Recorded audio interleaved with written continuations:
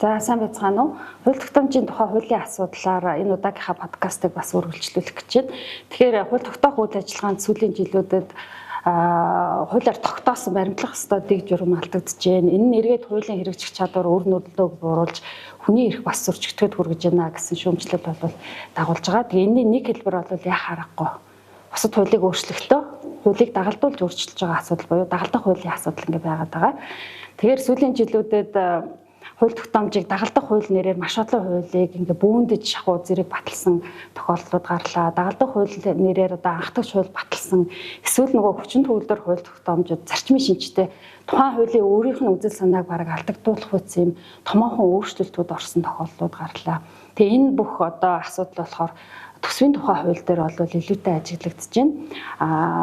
Дагалдах хууль нь өөрөө төсвийн тухай хуулийг дагалдуулаад өргөн барьсан анхдагч дагалдах хууль нь өөрөө дагалдах хуультай байсан бас нэг ийм содон жишээ одоо гарсан. Энэ бүх үйл ажиллагаа одоо ингээд засахгүй байх юм бол хууль тогтоох үйл ажиллагаанд энэ буруу жишээг одоо тогтоодуулдаг эрсдэлтэй гэж ингээд үзэж байгаа.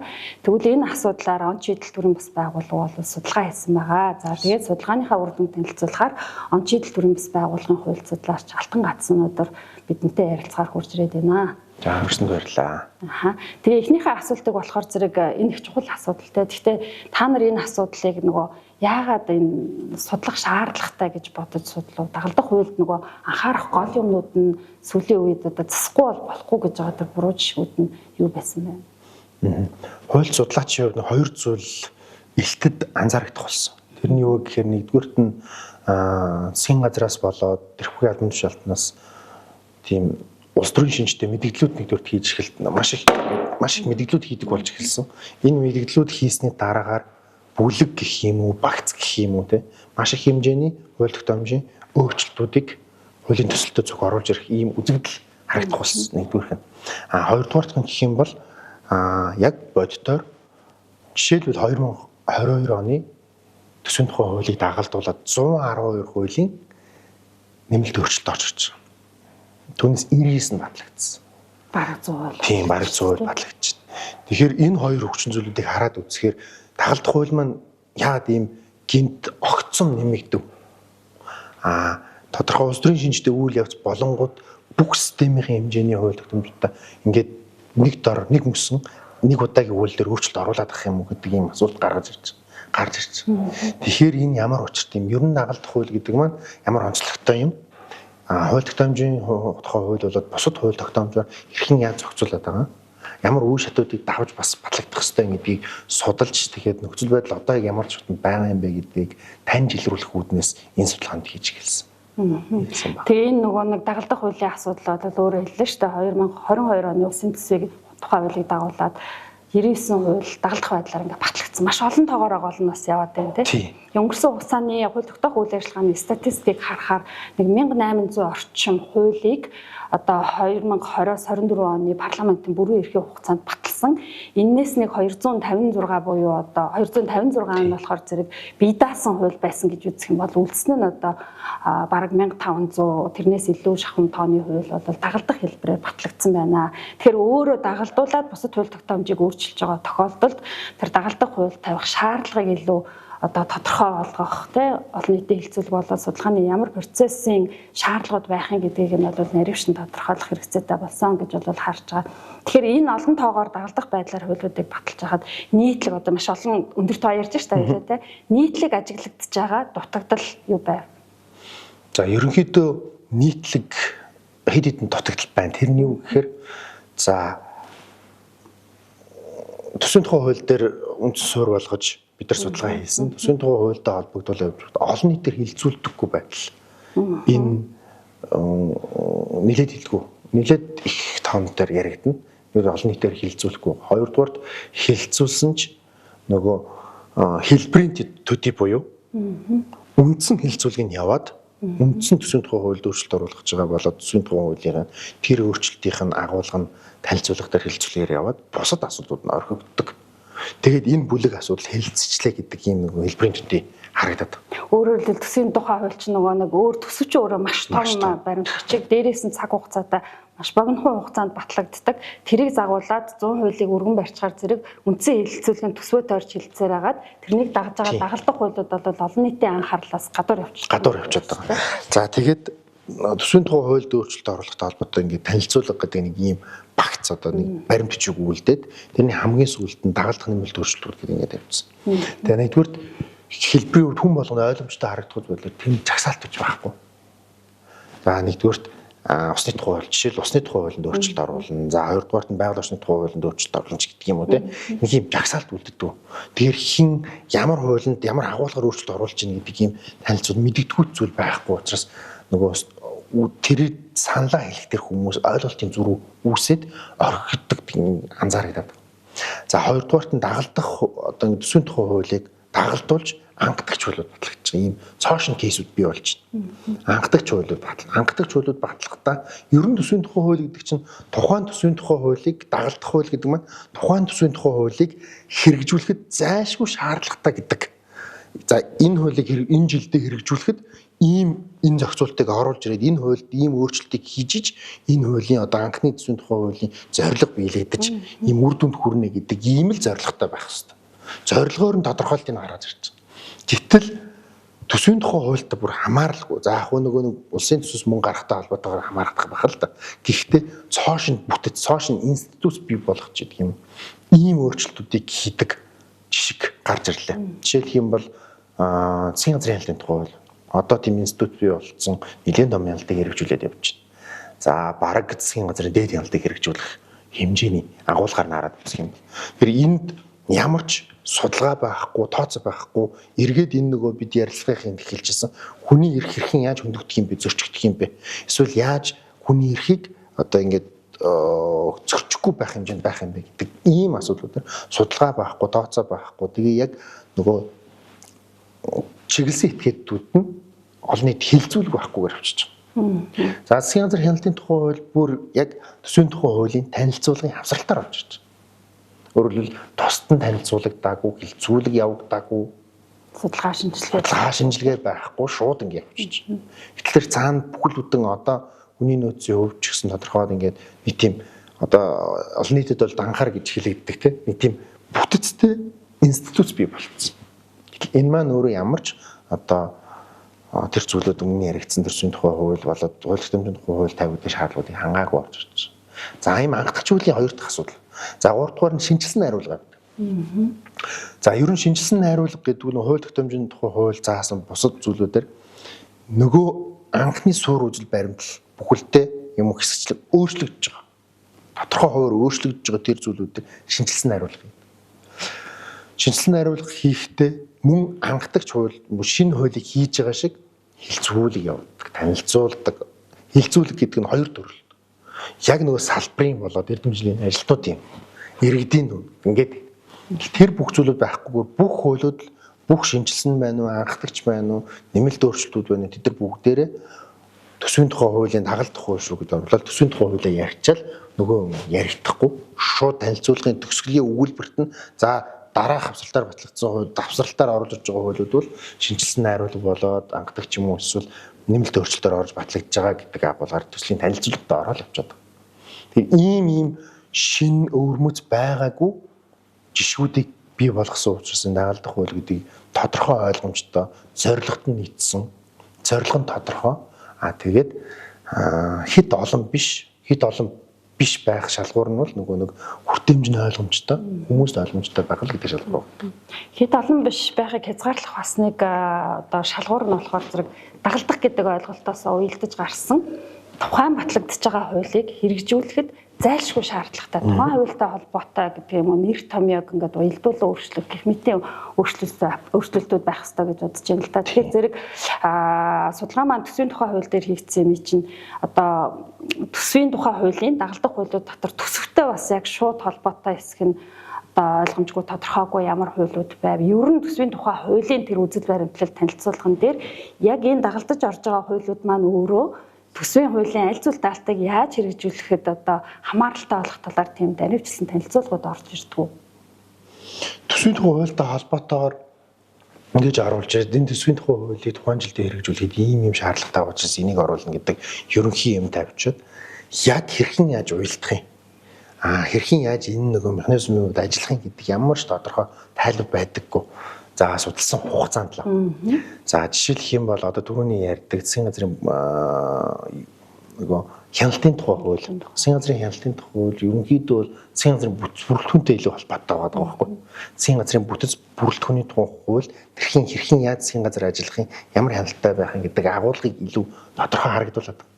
Гэтэл төсвийн тухай хууль гарч яг нөгөө засгийн газрын хэмнэлтийн тухай хууль гэж бас гаргаж ирсэн. За дээрэс нь 2023 оны 9 сард байна уу да батлагдсан.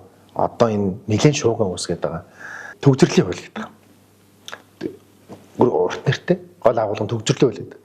Энүүгээрээ дугаарын хязгаарлалтыг автомашины дугаарын хязгаарлалтыг бий болгож гин. За тодорхой тоотол лимит үүсгэж гин. Тодорхой бүс нутагт дугаар худалдахгүй. Тодорхой бүртгэл зөвшөөрөл авахгүйгээр такси үйлчилгээг бас хязгаарласан баг тийм. Ингээд энэ бүх өөрчлөлтүүдийг хийхдээ ямар ч судалгаа тооцоо. Нөгөө эдийн засгийн үр өгөөж байхгүй. Эдийн засгийн нөгөө зардлын тооцоо хийх ёстой шүү дээ.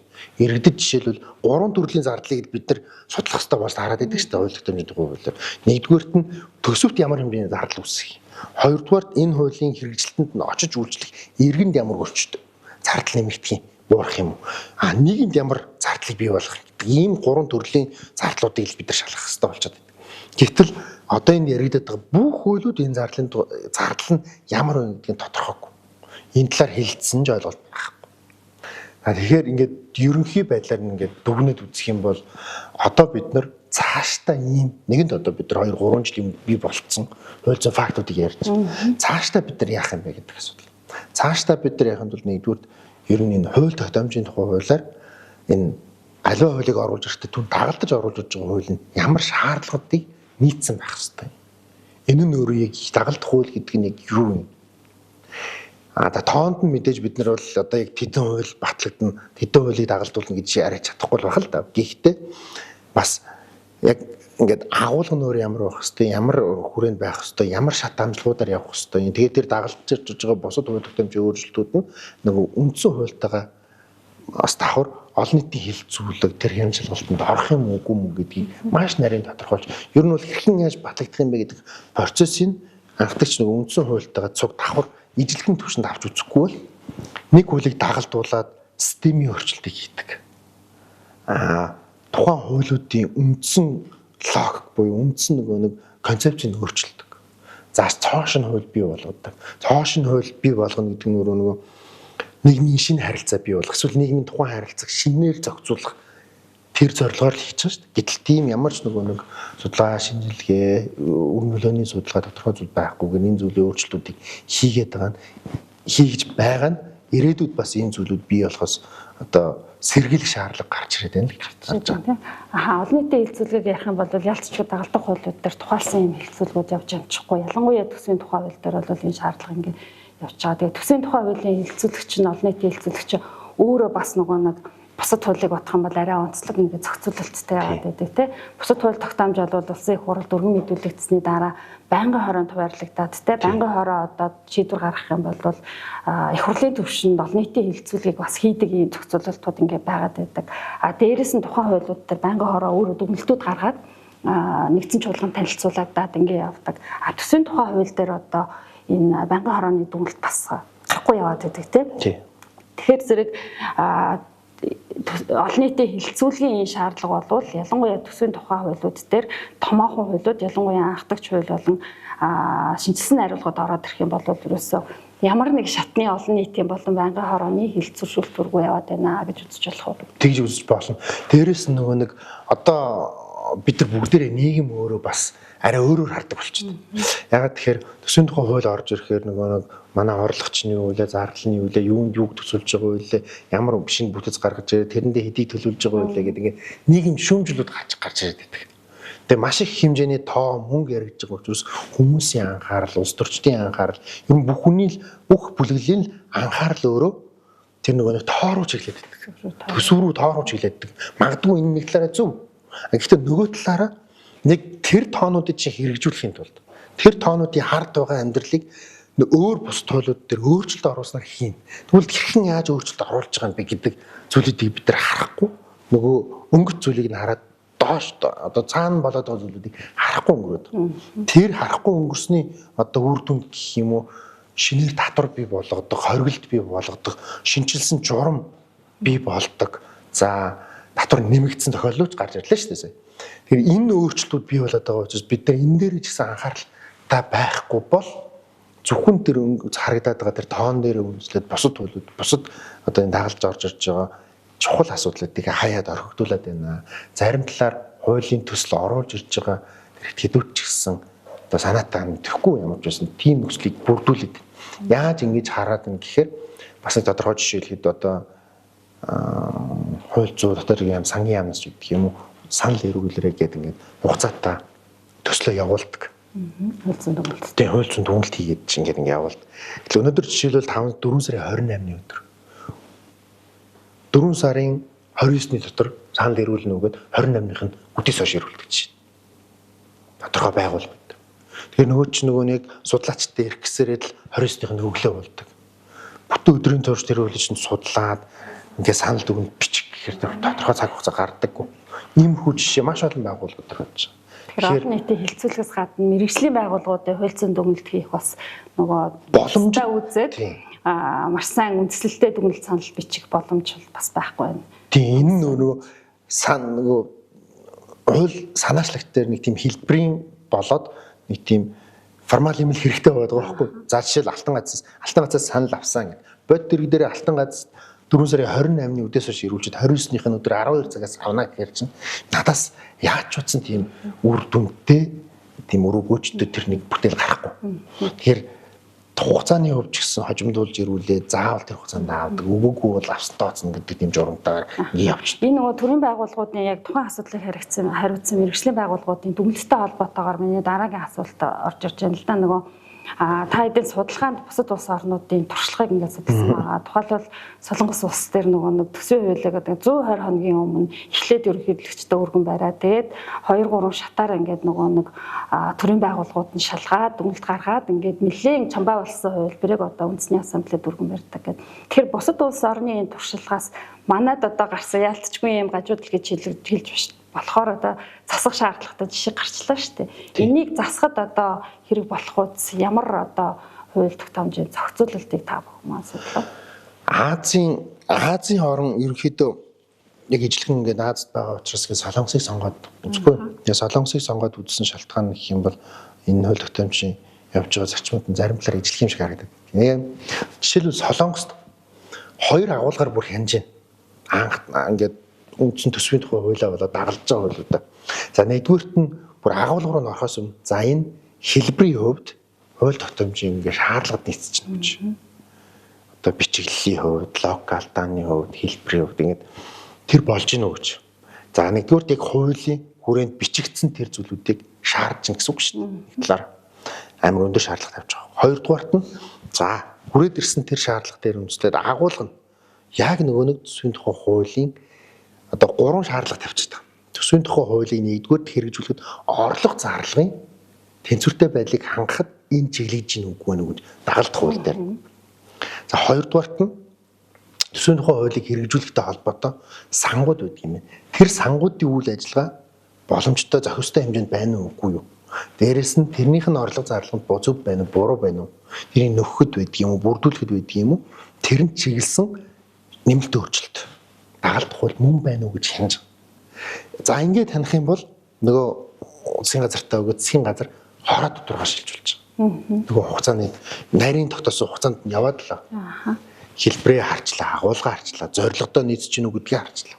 За одоо ингээд доторх агуулга нь ёстой чиглэл төсвийн тухай хуульд болж гинүү үгүй юу? Бид нар дараагийн жилд бид нар шаардлагатай байна уу үгүй юу? Ингээ харж. За ингээд нарийн ороод шалгах хамгийн сүүлд нь үндсэн ассамбле дээр очиж байгаа. За үндэсний ассамбле дээр очингууд дахиад нэг зүйл болж байгаа. Хоёр болоод түүнээс дээш одоо нэмэлт өөрчлөлтүүд тусгадаа гараад ирэх юм бол хууль тос бүр дээр нь нөгөө танилцуулга бичээд боловсруулаад танилцуулга тусдан танилцуулга. Өөрөөр дагалдах хууль болгоно дээр нь хилцүүлэг өрнүүлээ, танилцуулгатай хүмүүст одоо ингэж хэрэгцээтэй байна уугүй байна гэдэг шүүмжлийн дунд аюулын нарийн ингээд дараалтаагаар баталж. Тэгэхээр энэ юу гэхээр нэгдүгээр хууль тогтоогч хамгийн дээд байгууллага учраас агуулгын хувьд хэлбэрийн хувьд ч гэсэн алдаагүй зөв байхын тулд тусгай хороогоор орж хэлбэрээ шалгуулж байна. Дараа нь дахиад тусгай хороогоор ороод агуулга нь өөрөө манай төсвийн тухай хууль болоод төсвийн тухай хуулийг дагалж гаргах тэр зорилгод нийцэж гэнэ гэдгийг шалгаж байгаа. За дараа нь хэлбэрийн хувьд болчлоо зорилгодоо нийцсэн байгааг шалгаад дараа нь тусгай нөгөө ерөнхий ассамблеийн үндэсний ассамблеийн дэргэд байдаг төсвийн хороогоор оруулаад энэ үнэхээр төсвийн тухай хууль энэ жилийн одоо 2026 оны төсвийн тухай хуульд батлагдахад үнэхээр шаардлагатай байна уугүй нь гэж. Нөгөө гурван зорилготой хүрээд ингээд агуулгын хувь зөв байна уу гэж. Ингэж ерөнхийдөө солонгосч шалгаж. Тэгээ энийг бид нар хараад үзэх юм бол хэлбэрийн төдий ингээд 30 хоногийн дотор авчаал тэр сүүлийнх нь нэг өдөр танилцуулга дээр за энэ хуулийн өдөр өөрчлөлт оруулна. Дэмжээ гişүүд байна уу гэл ингээд батлагаад шаал өргөдөө. Тэн жинхэнэ мэдээж нөгөө нэг төсвийн тухай хуулийн дээр маш их хяналтуудыг яваад ингээд явж байгаа. Давхар бас дагалж орж хуулиуд дээр нарийн тодорхой хугацаатай агуулгатай хяналтуудыг тавиад явж байгаа гэдгийг харуулж. Энийг бид нар үнэхэрийн бас авч үзэж хянагаас одоо ингээд сураад судалж зөв байна уу буруу байна уу энийг нутагшуулаад Монголдо хэрэгжүүлэхэд болж гэнэ үгүй гэдгийг судалж цааш дэлгэрэнгүй судалж үзмээр санагдаад. За дараагийн улс нэг юм бол бүгд найрамдах Эстони улсыг харж байна. Яагаад Эстони улсыг авч үзсэн бэ гэх юм бол нутаг одоо газар зүйн хэмжээ үгүй амын байршил нөгөө өмнөх тогтолцоороос дараагийн тогтолцоо руу шилжсэн цаг хугацаа хөгжлийн түвшин парламентын ижлэхэн тогтолцоотой энэ юмнуудыг харж Эстоныг судалж үзэж. За дээрэс нь төрийн албаны зөвлөж гэдэг юм бусад төрийн байгууллагууд Эстонтой харьцуулж бас нэг холбоотой өөрчлөлт хийгээд байна. За ингээд хууль төсвийн тухай хууль болоод түн дагалдах хуулийг баталгахад яадаг юм бэ харахад төсвийн тухай хуулийг дагалдуулж аливаа хуулийг дагалдуулж батлуулахыг хориглоно. Бүр шууд заагд өгсөн. За үнэхээр шаардлагатай байх юм бол тэр нь бие даасан хуулиар болж орж ирээд нөгөө анх хууль тавигддаг шаардлага бүгд дийжлэх бүх шаардлага ингээд нарийн шүүж харна гэсэн үг. Тэгэхээр нөгөө олон удаагийн хилцүүлгүүд яваад парламентын хилцүүлгүүд яваад энэ үнэхээр бодиттой байна уу хэрэгцээтэй байна уу үнэн байх юм уу гэдэг шаардлагуудад тавиал ингээд явж. Тэгээд нөгөө анх өргөн мэдүүлэгтэн л дагалдах хууль гэж оруулж ирэхгүй хэрэг үнэхээр л төсөв нь дагалдах хуулийг тодорхой хуульд өөрчлөлт оруулаад явах юм бол нөгөө шаардлага тийм бие даасан. Тэгээ парламентд орж ирэхээр энэ шаардлага хамгийн түрүүнд орж ирээд ингэ яв. За Солонгосыг нөгөө түрүүнд бас нэг юм зүйл хэлэх юм орчиж тэрний өгөх юм бол нөгөө тодорхой өөрчлөлт хийсэн бол тэр өөрчлөлтөөс 2-3 жилийн хугацаанд өөрчлөлт оруулахгүй хугацаатаагаар заадаг ч гэдэг юм. Манайд бол ганц жишг нөгөө хууль үндсэн хууль өөрчлөлт оруулахгүй байх нөгөө 8 жил гэдэг. Тэрнтэй ижлэхэн төсвийн тухай хуулийн дагалж оржсон хуулиудыг ингээд 2-3 жилийн хугацаанд өөрчлөлт орохгүй гэдэг хугацааны бас нэг юм зүйл тавьдаг. Тэгэхээр ингээд бусад улсуудыг хараад үзэх юм бол илүү хариуцлагатай байгаад байгаа юм уу? Цаад үндсэн санаа нь илүү хариуцлагатай байна гэдэг тийм юм харагдаад. Төсвийн тухай хуулиа батлахдаа түүнд дагалдуулж оруулж ирж байгаа хуулиуд нь ч гэсэн илүү хариуцлагатайгаар хандах, олон нийтэд танилцуулах гэж байна. За тэгэхээр бодиттой бол засах хэвээр зүйлүүд бол байна. Бусад улсын жишгийг ч гэсэн судлаа. Тэгээд судалгаанаас зөвлөмжүүд гаргасан баг. Яг одоо бол хууль тогтоомжийн тухай хуулийг одоо сайжруулах гээд нэмэлт өөрчлөлтийн төсөл боловсруулаад хэсэг хуралд өргөн баригдчихад ингэ байж байгаа шүү дээ. Та бүхэн энэ хуулийн төслийг харж амжуу та бүхний зөвлөмжөөс туссан юу байна? Тусаагүй заавал одоо зайлшгүй энэ удаагийн өөрчлөлтөөр энийг засахгүй болохгүй гэж байгаа зүйл үлдсэн, орхигдсон зүйл юу вэ? Орхигдсон зүйл гэх юм бол дахиад л дагалдах хууль гэдэг зүйлүүдийг зорилгын хит ерөнхий тавьсан байна. Хит ерөнхий тавьчихсан. Тэрнээс болоод одоо дахиад олон тооны онцгой шаардлагагүй ч гэдэг юм уу хамааралгүй тийм төслүүд орж ирэх магадлал гарч ирж байна. Бидний ойлгож байгаагаар бол дагалдах хууль гэсэн ойлголттой илүү тодорхойсон зорилгын илүү наривчл тодорхой тавьсан тийм нэг өөрчлөлтүүд байвал тухайлбал яаж зорилгын илүү наривчлна гэж үзэж байна. За шууд солонгосоос авч болохгүй ч гэсэн уйлдуулаад нөгөө орлого зарлахыг тэнцвүүлэх гэж байдаг юм. Түүнийг доктортой байлгахад чиглэсэн дагалдах хуулийг оруулж ирнэ гэх юм бол ядчил нөгөө нэг шин анхдагч эсвэл нөгөө өөр салбарын төсөвтэй хамааралгүй яг тэр төслийг хэрэгжүүлэх хамааралгүй шинжилсэн хариулгууд батлагдахгүй байх шээ. Дагалдах хуулийн нөгөө нэг өөрийнх нь ойлголтыг хууль зүйн тодорхойлолтыг наривчлна гэдэг маань болохоор зөвхөн төсвийн тухай хуультай холбоогүй бас бусад нөгөө суулуудыг дагалдаал маш их олон хуулиуд ингээд батлагдж байгаа шүү дээ. Яг тэрнтэй бас холбоотой ах гэж бодож байна. Нөгөө өөрөөр хэлбэл одоо манай хууль тогтоомжийн тухай хуульд шаардлагатай бол бусад хууль тогтоомжид оруулах нэмэлт өөрчлөлтийн төслийг ингээд оруулж болно гэдэг. Ингээ хуулийн төслийг боловсруулж болно гэж заасан байдаг. А гэтэл шаардлагатай бол гэдгээ яг юу гэж ойлгох юм гэдэг бол одоо болтол юугүй яваад байдаг те. Тэр юу нь болохоор зэрэг миний бодлоор яг тухайн батлагдж байгаа хуулийг хэрэгжүүлэхэд зайлшгүй хамааралтай. Тэгсэн мөртлөө одоо нөгөө дагалдах хуулийнхаа өөрийнхөө амин сүнс үндсэн зарчим үзэл санааг өөрчлөхөөргүй одоо бага хэмжээний ялангуяа хэмжээний ч гэдэг юм уу тиймэрхүү өөрчлөлтүүд байх гэсэн ийм нөгөө нэг шалгуур одоо тодорхойлолт хүрээ хязгаарыг тавьж өгөх шаардлагатай юм шиг бодогдоод байгаа юм л да. Тийм, дээрэс нь хит ерөнхий байдлаа дахиад л хадгалж ийн гэж харж байгаа. Жишээлбэл хууль батлагдахад яаралтай горим гэдэг цоошин зүйл бий болоод явж байна. За шаардлагатай тохиолдол гэдэг одоо бид нар энд яригдж байгаа зүйл. Гэтэл тэд маань улсын хурлаар засгийн газрын үндсэн үүрэг бол одоо эдийн засгийн доктортой байдлыг хангах, мөр хэрэгжлийг хангах ийм л зорилготой. Эдийн засгийн доктортой байдлыг хангах зорилго нь засгийн газрын өөрийнх нь үндсэн хэрэгжүүлэх ажил. Гэтэл нөгөө дэгийн тухай хууль заасан нөгөө үндэсний эдийн засгийн аюулгүй байдлыг хангах гэдэг чинь засгийн газрын үндсэн хэрэгжүүлэх ажил шүү дээ.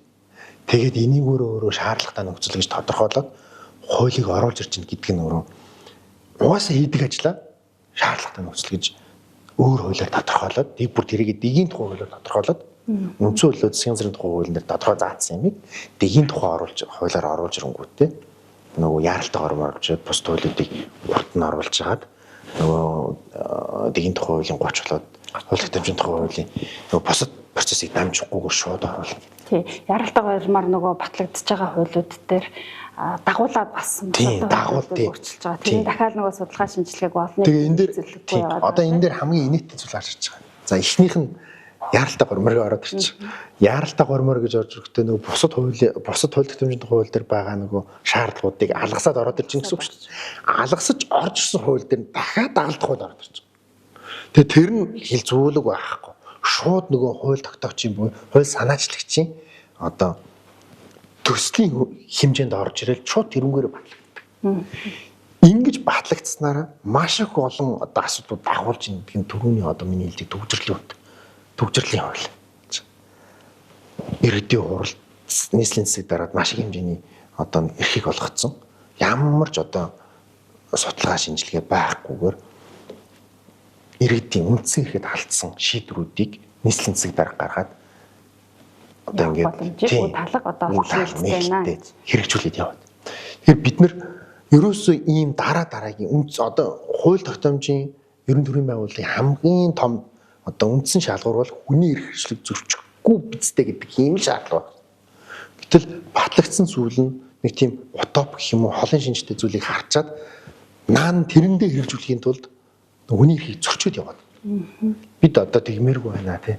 Тэхийн тул хууль тогтоомжийн тухай хуулийн дээр яадаглаад бидний нэг өгсөн зөвлөмж ба тэр нь дагалдах хууль гэдэг юм а тодорхой болгоё. За тодорхой хэлбэрээр оруулах боломжгүй бол ядаж агуулгын зорилгоор нь тодорхойлъё гэж. За дараагийн энэ дээр тавьж байгаа шаардлага юм бол процессыг тодорхойлъё гэж. Хууль баталдаг энэ зорилго дагалдах хуулийг нь баталдаг процессыг тодорхойлъё гэж. Оруулж ирж байгаа дагалдах хууль дээр нь ядаж бас 14 хоногийн хугацаа өгье. Энэ 14 хоног дээр нь ийм хуулиуд дээр өөрчлөлт оруулж байгаа шүү. Та нарыг юу гэж бодож байна гэдээ иргэдээс мэргэжлийн салбарынхнаас нь асуудаг тэр хугацааг нь олгож өгье. Тэгээ боддоор саналын хамтдаг бай гэж оруулж ирж. За дараагийн зүйл нь гэх юм бол нэг шинээр оруулж ирж байгаа хуулиуд дээр анхдагч байдаг юм шинжилсэн хариулт байна. Тэр болгон дээр нь танилцуулгаар биш үзэл баримтлалтай. Тодорхой судалгаатай нөгөө хууль тогтоомжийн тухай хуулиар хийсэн судлах тун бүгдийг судлуулад үр нөлөөний судалгаа, за зардлын судалгаа гэдэг юм. Тэр юмнуудыг хийгээд бүр ингээд тусдан танилцуулдаг бай. Яагаад энийг дагалдах хуулиар оруулж ирж байгаа. Гэхдээ ер нь бол дагалдах хуулиар орох эсвэл ямар л та тий. Тэгэхдээ бүр ингээд шинжилсэн найруулга болоод ах トゥ чуулууд маань үжил баримтлаггүй л явцсан танилцуулгын хэмжээнд л ороод ирсэн болоод байгаа шүү дээ. Тэгэхээр энэ юмнуудаа засъя гэж засах хэрэгтэй байна гэж хэлж байна тий. За ингээд баярлалаа. Дагалдах хуульд тавигдах шаардлагын асуудлаар бидэнтэй ярьсан Алтан гадас судлаач хуульчтай баярлалаа. Тэгээ хууль тогтоомжийн тухай хуулиар бол энэ дагалдах хуулийн асуудлыг цэгцлэх юм одоо алхмууд бол бас үе шаттай хийгдэж байгаа тий. Өнгөрсөн жил 6 сард оруулсан нэмэлт өөрчлөлтөөр дагалдах байдлаар нөгөө анх дахь жолон шинжилсэн хариулгын төсөл оруулж ирэхийг бол одоо хязгаарлалцсан байгаа. Энэ удаагийн өөрчлөлтөөр бол дагалдаж орж ирж байгаа хуульд нөгөө тухайн хуулийн өөрийнх нь үзэл баримтлалыг өөрчлөхүүц тийм томоохон хэмжээний өөрчлөлт оруулахыг бол бас хоригдсан байгаа. Гэхдээ дагалдах хууль гэдэг зүйлийнхаа нөгөө ойлголт, хууль зүйн тодорхойлолт, зорилгыг нарийн тодорхойлохгүй бол бас энэ одоо түрүүний ярьдаг хийдэл бас үргэлжлэх эрсдэлтэй байна гэж судлаач нар маань одоо зөвлөж байна. За ингээд хууль тогтоомжийн тухай хуулийн төсөл хэлэлцүүлгийн шатанд ингээд явж байгаа та бүхнийг бас идэвхтэй оролцох байх гэж найдаж байна. Дагалдах хуультай холбоотой Нээлттэй нийгэм форумоос хийсэн энэ бодлогын шинжилгээ буюу он чидэл байгууллагын хийсэн судалгааны тайланг манай Нээлттэй нийгэм форумын цахим хуудаснаас та бүхэн авч үзэх боломжтой байгаа. Баярлалаа.